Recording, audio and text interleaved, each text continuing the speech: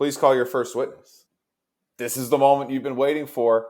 You're about to sell your theory to the judge, the jurors, the scoring judges. You're about to tell them the story that you've just crafted for months. We're going to tell you how to do it.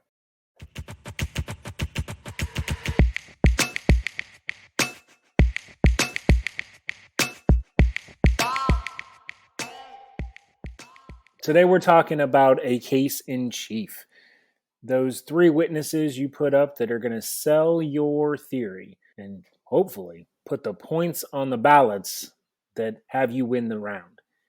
So when we say case in chief, fancy lawyer words for what then? Case in chief is the affirmative proof, which big words for the things you show the jury that prove your case. So this is direct examination of your own witnesses. This is the stuff that you rep, that you might have a script for. This is evidence, physical evidence, documentary evidence, photographic evidence that you enter into evidence that you can give to the jury that prove your case.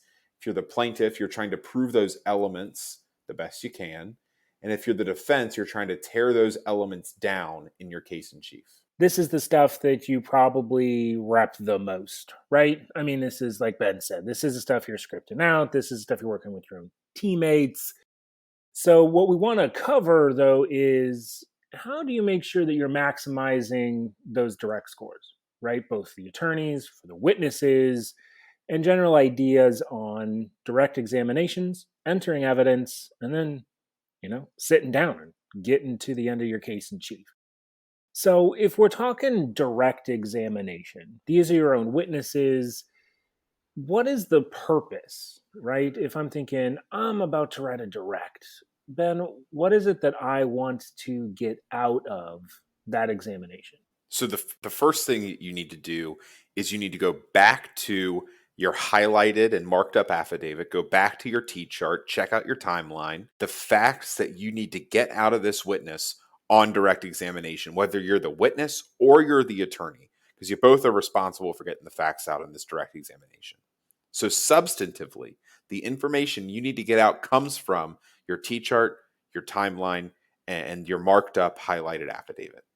The actual mechanics of getting it down can be a little difficult. You might start just chronologically, ask questions chronologically, and give your answers chronologically from what happened next. But the what happened next gets kind of boring, so you're going to want to spice it up a little bit. You always just want to ask the next logical question. If you're talking about what happened and the witness finishes off on someone said something, there's a conversation that's about to happen. The next logical question is, what did they say? So you just go on from there. And as you rehearse the direct and you finesse it, you may find out that chronologically is not the best way to tell this story. It doesn't fit the theme. It's not rhetorical enough. That's okay. You can change it around, but my advice is to start out chronologically and remember to use your T-charts, timelines, and highlighted affidavit when you start. Always the fun joke of next logical question. Be careful, though. Make sure it's logical in that, if they said, well, I thought I was going to die, the next logical question is, of course, did you die? Make sure when you're planning these things out, you're asking the next logical question from the juror's perspective, right? It's not what you know as the attorney, but if you were listening to this for the first time, what sort of questions would you have based on what the witness said? So if they're describing a scene, right? You have a fact witness who is describing a bank robbery. You're probably going to want to start with setting the scene. What were they doing there? Those descriptor types of questions, they're going to allow the jury to picture in their mind what is going on. Again, the better you can make the judge see what's going on, understand your case theory, the better your score is going to be. So direct examination needs to be those sort of journalism questions, right? The who, what, when, where, why. In the law, we call them open-ended questions. You're going to ask them to describe things. You're not going to be in control as the attorney. You want all of the attention on the witness. When you start a direct examination, there's a careful balance that you have to strike here. On one hand, you need to make sure that the judges and the scoring judges know within like the first 90 seconds why this witness fits in your theory. Because if they don't know quick enough, it's going to get buried in the middle when no one's paying attention. Maybe someone's doodling on the ballot and they're going to miss it. On the other hand, you can't just drop people in the middle of the story. You've got to do what we call laying foundation. You've got to kind of explain who the person is, where they come from, how they're related to the case. So, on one hand, tell them why the witness is here, but on the other, don't get up there and say, "What's your name? How are you involved?" I don't like the "how are you involved" question because a lot of times real witnesses may not exactly know how they're involved. I mean, they'll know it's a trial about a murder, say, and they may know that they know the defendant, but they may not know why exactly every piece of information is important. That's up to the attorney. So tell them why the witness is here, but be careful not to get there too fast. Make the witness personable and lead into why the witness is here, and then have the witness state why they're there very clearly and concisely before getting to the rest of the direct examination. I look at it as the start of the direct is doing a couple of things like Ben said, right? It's going to tell instantly, what am I listening for as a judge? What does this witness bring to the table? Are they an eyewitness who saw something? Are they a character witness in the sense not that they have an accent, but that they're bringing the character of the defendant or a party? Are they an expert? Right? Is this person somebody who's been called in to give me an expert opinion? You want to make sure you're setting the table that we know who this person is, why they're going to be relevant, without, as Ben said, kind of beating them over the head with, why were you called? The other thing that you're doing at the start of a direct examination is it's probably the time you have the most leeway to lay down the actual character of the witness in the sense of accent, backstory, the style of this witness, and what they're communicating from more of a mock trial theatrical perspective, right? You're going to have the most leeway out of the gate before the other team starts objecting. So you want to make sure that you're giving the judge, the jury, an idea to what am I listening to? Is this person a crier? Is this person entertainment? And then you can establish those things through how they speak, the cadence, the pace. Obviously, you can try to use some funny idioms, but remember, if it's a murder case, some judges are going to get mad at you that you're talking about crazier than a pet donkey or some sort of weird idiom, right? Be careful that you don't sacrifice realism in some sense in order just to get a chuckle because that could hurt your score rather than help it. One of the ways that I like to have, my mock trial students establish something is, you're going to use where the person is from. And I know sometimes it's, well, I can do a fun accent. Let's do that. And we'll talk more about that later, but be careful that the witness isn't just an accent.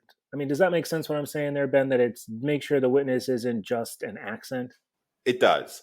The best example that I can think of, the most pervasive example perhaps, is not every expert is from England. Not every expert has an English accent, okay? It doesn't matter if the expert says they're from South Wales all the way through Manchester. If an expert has an English accent, I'm immediately skeptical. It has to make sense with the expert. Now, if the expert says, well, if it's written in the report, well, I was born in London and I grew up there and went to medical school. Okay, great. It makes sense that that expert has a British accent. But not every expert needs it. Not every funny guy is from the East Coast, Jersey boy. Not every, for lack of a better term, not so smart witness is Southern. At some point, it's going to get a little pejorative if you just let this monster walk across your team and say, oh, this is the stereotype for this witness. That's the accent. You're going to run into a judge that you offend at some point. So you want to stay away from that kind of thing. It has to make sense with the witness. If it makes sense, it'll score higher. But if it doesn't make sense, you run the risk of a judge being offended, and it's probably just going to score lower. Yeah, I mean, I think we've all had that where we thought the witness was amazingly funny, and then you get a family who was dealing with something in a case. I remember one time we had a case with a child that was dealing with seizures, and we had this funny witness go up, and it was funny. I mean, it was just objectively funny, and then the person was upset because their child had this disorder and didn't think it was a laughing matter. Or, like you said, you pick some regional accent and you start offending because you're going to stereotypes because it's not your actual accent. That isn't to say don't try them, just make sure it makes sense. And don't do them if it's not consistent. I can tell you, if I'm judging around and I don't think the accent's real, I'm looking for slip ups. And if I'm looking for slip ups, I'm not listening to the substance of what you're saying. And then you may not score well because I'm not focused on the right things. So make sure it's subtle, make sure it's natural. And one of the ways you can do that is by baking it into the foundation. So you're not just an accent, you're a person, and that will score better. And it's easier to stay consistent. At some point, it becomes bigger than just an accent. And that's what you're shooting for. You're shooting for the accent is necessary, or the caricature that you're putting on is necessary because that's who the person that the witness is. And if you can be that full person, you're going to score better, you're going to be more entertaining, and you'll communicate your points better. So accents are fine. We're not saying don't do them. Just make sure they make sense. Make sure that they're serve a purpose other than, well, we don't know what else to do with this witness, so we're going to slap a cowboy hat on it and make them talk with a Texan accent. Maybe it works, but you also have that chance it doesn't work. So be careful with that unless it actually fits into what you're doing. So when you're sitting down to write a direct examination, we already told you to start chronologically. But what's really important is that you hit three, I'm going to call them portions of a direct examination. The first portion is where you have that foundation. I get your character. I believe you. I like you, most importantly. And it kind of establishes the baseline for the next, 7 to 9 minutes of my life. Next, you're going to hit the meat and potatoes. This is where you're going to start talking about the facts that the witness observed, if they're a fact witness, or the tests that the witness conducted, if they're an expert, or the facts they were made aware of as an expert. It's going to be kind of dense. So you need to be careful in this second portion to make sure you don't lose anybody. Go slow, hit the important parts, and make sure the witness can highlight the important parts for the people that are listening. The last part is maybe the most important part. This last part has to be poignant. It has to be carefully crafted to almost leave the listeners on the edge of their seats. It's going to probably relate to an element. It's going to be very theory related because it's going to drive home the most important part about the witness. Maybe it's a quote by the defendant if you're the prosecution. Maybe it is a clear proof of an element if you're the plaintiff or prosecution, or a rebuttal of an element if you're the defense. That middle part, I'm normally not going to factor heavily into my score unless it's really, really bad. That's when it factors into mine, at least. If it gets really muddy in the middle and I can't follow anything, and then I miss the poignant part at the end, that's going to hurt the score. On the opposite end, I mean, if it's a really good middle and I can understand all the facts and it's really great and I don't get lost, that's a good score. But really in the middle, you're just looking to stay the course. You want to get them at the top, stay the course through the middle, and then hit them hard at the end. And that's going to be a really good direct, at least the baseline of a really good direct. And I think it's important that you think about that when you're mapping out your direct, right? Don't kind of stumble into those things or just think that that's what's going to happen. Think about that. Think about how that information is coming to the juror or the judge so that it makes sense. Again, it goes back to that theme and theory. Are you selling it? Is it making sense all the way through so they know why they called the witness? So make sure you think about that ahead of time. It'll help save you. Go back to that T chart, see what matters, what was the best element that you can prove, and then you can sit down.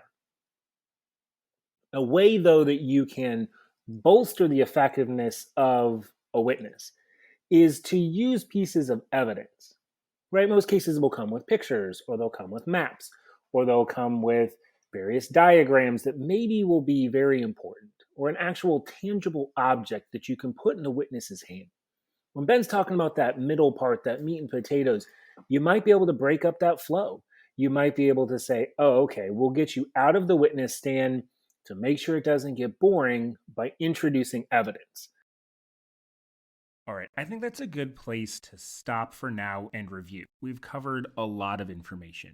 When you present evidence in support of your case to the judge and jury, we call that your case in chief. The way you offer that evidence is through questioning. We call that process a direct examination. During a direct examination, the attorney's questions should be in a who, what, when, where, how, or please describe style. This lets the witness build the narrative. We call these type of questions open-ended questions. A good direct should provide a story of who the witness is and what they know that is relevant to the case. During direct examinations, the focus needs to be on the witness, not the attorney. Don't worry, attorneys, we're going to get to your time to shine in cross-examination. For mock trial purposes, directs are used to score both the attorneys and the witnesses. The direct scores for the attorneys and the witness will be higher if your witness has a clear purpose for your case, and it furthers your case theory, while also being engaging and appropriately entertaining to the judges. In order to write the direct, return to your T-charts, your case timelines, and witness materials. Make sure all the important facts for your case are in the direct that are relevant for that witness. Typically, a chronological structure is the best way to start writing the direct, but feel free to play with the order of the narrative once you see works best for the flow of the direct. You want it to still be engaging. Sometimes going date by date just isn't the right way to go.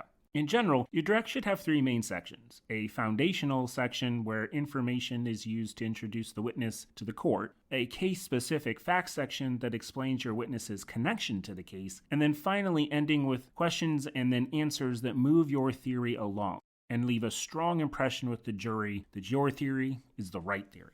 In order to help your case, a witness needs to be credible. In mock, that means they need to be believable as the witness they're portraying. Realism will increase your witness's credibility and scores. Accents can be a nice addition to a witness for entertainment reasons, but don't force it, and don't lose points because it's not realistic or it's distracting. Use demonstrative aids and physical exhibits to keep judges engaged, especially if you have a long direct or a very hyper-technical direct like a doctor. It helps keep the judges paying attention. Or use a demonstrative aid to help the judges visualize something, like if people are in a particular location, a map or a diagram is a great way to do that.